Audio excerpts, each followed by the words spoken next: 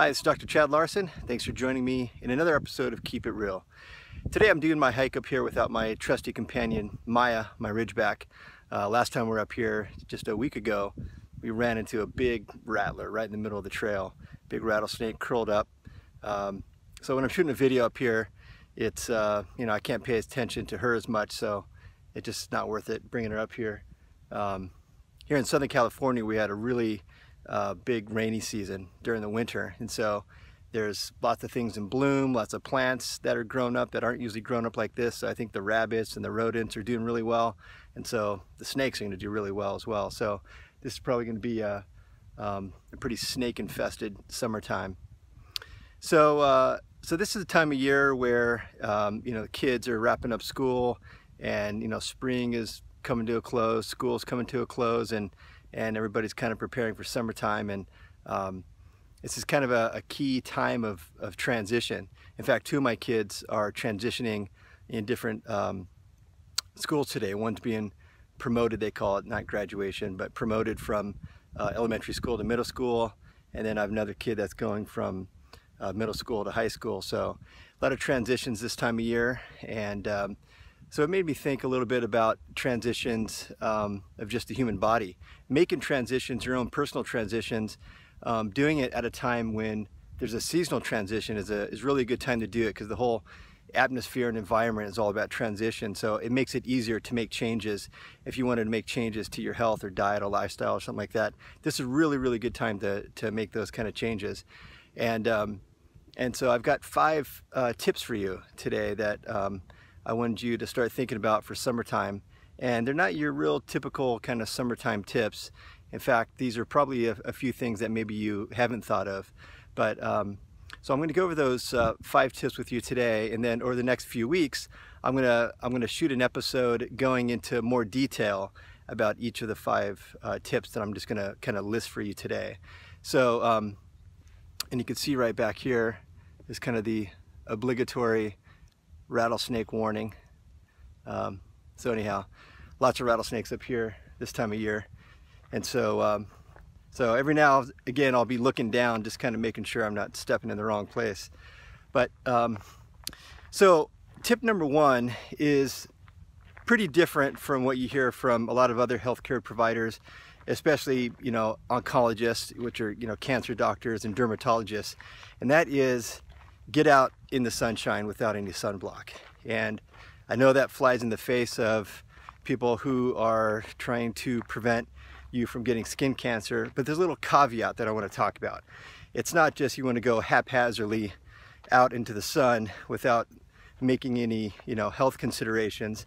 But I will say that the best time to go out in the sun to help your body make vitamin D is the exact same time that other providers would tell you to not go out in the sun. So the time where the sun is the strongest is when it's right over the top of you. When your shadow is shorter than you are, that's actually the ideal time for you to make vitamin D. That's when the sun is the strongest, which is typically in most areas is between about noon and 3 o'clock. That's when the sun is kind of right overhead. Your shadow is very short, and you know that you're making plenty of vitamin D at that time. And vitamin D is so vital to general health. We've done episodes in the past, and we'll continue to... Awesome, that's a bug.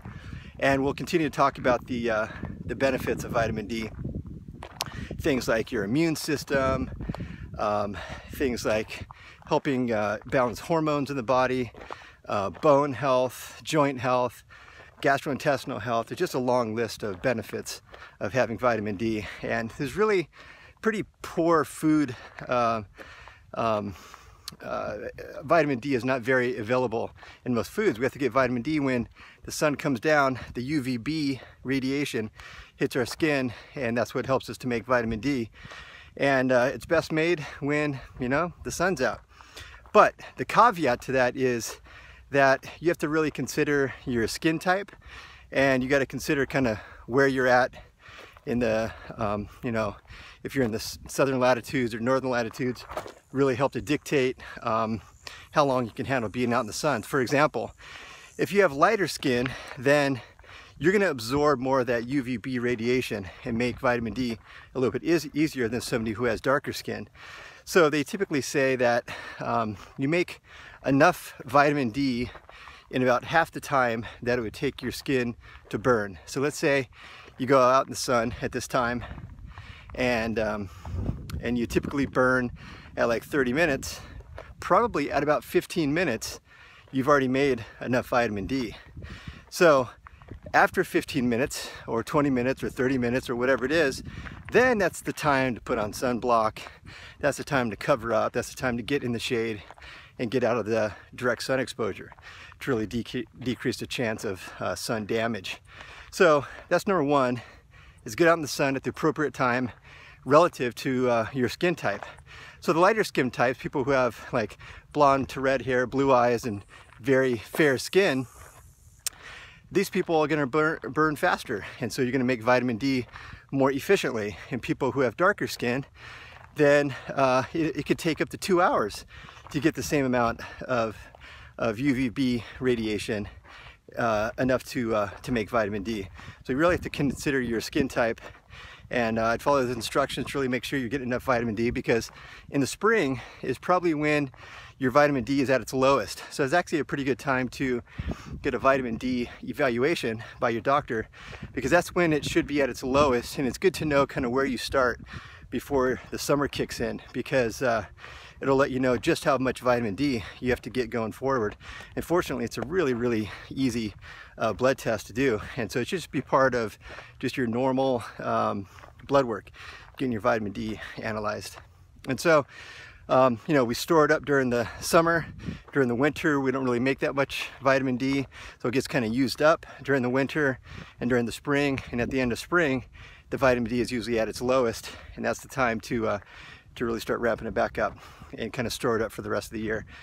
So I'll go into more detail next time about sun exposure and vitamin D. Number 2 tip on the list for summertime is getting plenty of antioxidants, particularly things like blackberries and blueberries that have good fiber, but also really high in antioxidants. And that's because, you know, nature did something pretty brilliant. This is the time where we get more sun exposure and potentially more damage from the sun.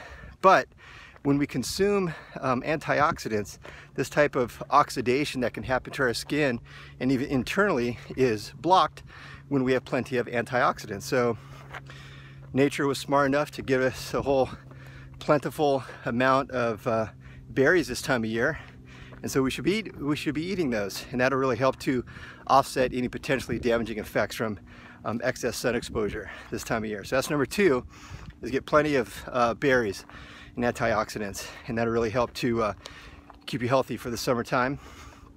Number 3 on the list is remove something that is less than healthy or unhealthy from your diet. And it could just be one thing. It could be things like you know, ice cream after dinner. Eliminate that, or eliminate that Frappuccino that you get at 3 o'clock in the afternoon. Or maybe just 1 less teaspoon of sugar in your coffee in the morning. Whatever it is, come up with something and consistently stick with it. And this does a few things. It removes something unhealthy from your diet, but also it just kind of, when we come up with something that is kind of a challenge for us to overcome, and then we overcome it, it kind of bolsters our fortitude a little bit. So this is a good time of year to make that kind of transition. Like I said earlier, as the environment, the atmosphere is going through a transition, that's a little bit easier time for us to make some personal transitions.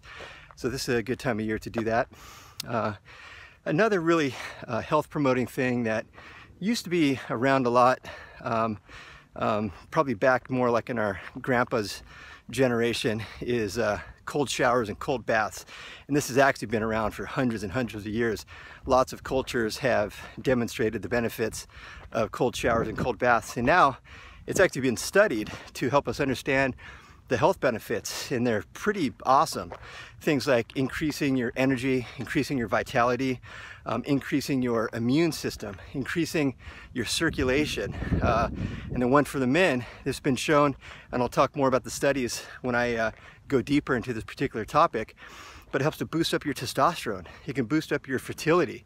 So doing consistent cold showers and cold baths has some really awesome health benefits. So that's number 4 on the list, and it's pretty easy to implement, and I've been doing it for a while now, and there's something really invigorating about it. And this is a good time of year to do it. You don't really want to do cold baths or showers if the body is chilled. This time of year, when everything starts to warm up, it's a really good time of year to start to play around with cold showers and cold baths, and I'll give you some more details in the future. And then number 5 on the list is do something good for somebody else. Give back in some way. Do something nice for somebody. Extend some bit of generosity toward another person. And this has some just obvious benefits that, you know, you would think of. It's just, you know, it's the right thing to do, that kind of thing. But there's some really important health benefits. And again, there's lots of studies that have been done on the health benefits of generosity. And I'll go into more detail when I take this topic on a little bit further in a few weeks. But it does some really interesting things. And it's a really important aspect of our sociability. Obviously humans, Homo sapiens, are really social animals. So there's a lot of really important benefit. And nature has built in to our system some really important changes that happen when we express generosity or help somebody else out. And this is because this, you know, for you know, probably the vast majority of our existence on the planet, we lived in small tribes or communities of probably, you know, 150 people. And so in a community or a tribe like that, there had to be a lot of trust and generosity amongst the tribesmen. And so think about, like, you know, if there's a certain group of men that are going out and hunting, and maybe they're the stronger, faster ones in the tribe that have more endurance and strength and that kind of thing, there might be some, you know, weaker men that maybe stay back and they can't go do the hunting. So when the big strong guys come back with the catch of the day or the catch of the week, they want to share that with everybody else in the tribe. So that's an act of generosity. And not only is that good for the other person in the tribe that wasn't part of the hunting group, but that's going to benefit the hunter as well. Because if you think about it, what if, you know, what if he was not generous and maybe he said, hey, you know, go get your own meat, this is my meat, and he didn't share it? Well, guess what happens when, you know, some animal creeps into the village that night? Maybe the, you know, kind of skinnier, weaker guy doesn't wake up the big hunter and help save his life from some saber-toothed tiger or something encroaching in on their village. So this kind of cooperation is built into the success of us, you know, surviving. So there's some really important health benefits to being generous and helping other people. And so there's some different neurotransmitters and hormones in the brain that are released when we engage in acts of generosity and giving. So not only for the other person, but even for yourself, it's really important to help somebody out. If somebody was thinking about getting into exercise, maybe you buy them a month worth of, you know, gym membership dues, or somebody wanted to, you know, learn how to play guitar and you know how to play guitar, maybe you give them free lessons. Just some act of generosity and kindness is something that I would really suggest you do. Maybe just think of one person or one thing that you want to, or maybe you want to get involved in some kind of charity organization. This has really awesome health benefits for ourselves, for the one that's doing the giving. So those are 5 tips that I want you to start to think about for summertime. And over the next few weeks, I'm going to go in a little bit deeper to each one of those 5 topics, and I'll share some more information and studies and cool things like that.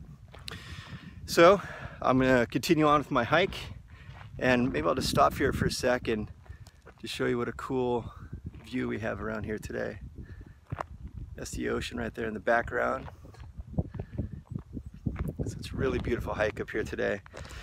So anyhow, I hope you learned something. Try out those 5 tips and we'll talk to you next time. Until then, keep it real.